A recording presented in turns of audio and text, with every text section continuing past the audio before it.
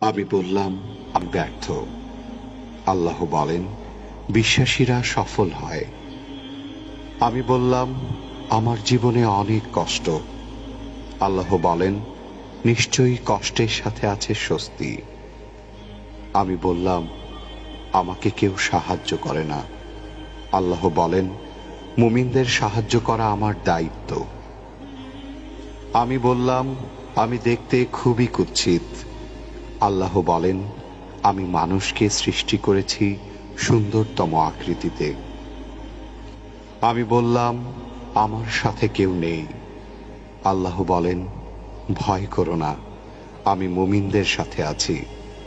আমি বললাম, আমার পাপ অনেক বেশি। আল্লাহ বলেন, আমি তওবাকারীদের ভালোবাসি। আমি বললাম, আমি সব সময় অসুস্থ থাকি। আল্লাহ বলেন, আমি কোরআনকে রোগের নিরাময় হিসাবে পাঠিয়েছি। আমি বললাম, এই দুনিয়া আমার ভালো লাগে না। আল্লাহ বলেন, তোমার জন্য পরকাল, ইহকাল অপেক্ষা শ্রেয়। আমি বললাম, বিজয় অনেক দূর।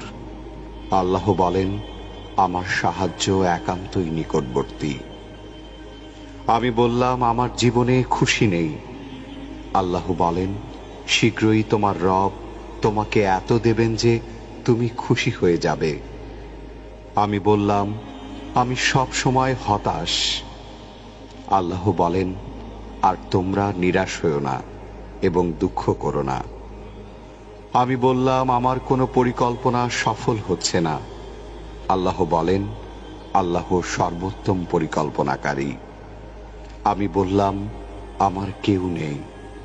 আল্লাহ বলেন, যে ব্যক্তি আল্লাহর উপর ভরসা করে তার জন্য আল্লাহই যথেষ্ট। এত নিয়ামতের ভাণ্ডারে থাকার পরেও সন্তুষ্ট চিত্তে আমরা আল্লাহর নিকট শুকরিয়া জ্ঞাপন করি না।